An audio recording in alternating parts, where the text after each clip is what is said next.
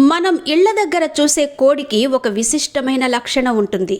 అందరూ నమ్మరు గాని కోడి పొదిగినప్పుడు తన కింద ఏ గుడ్లు ఉంచినా వాటిని పొదిగి పిల్లలు బయటకొచ్చే వరకు సంరక్షిస్తుంది. కోడి పిల్లలకి భిన్నంగా ఉన్నా వాటిని తన పిల్లలతో పాటే అపురూపంగా చూసుకుంటుంది.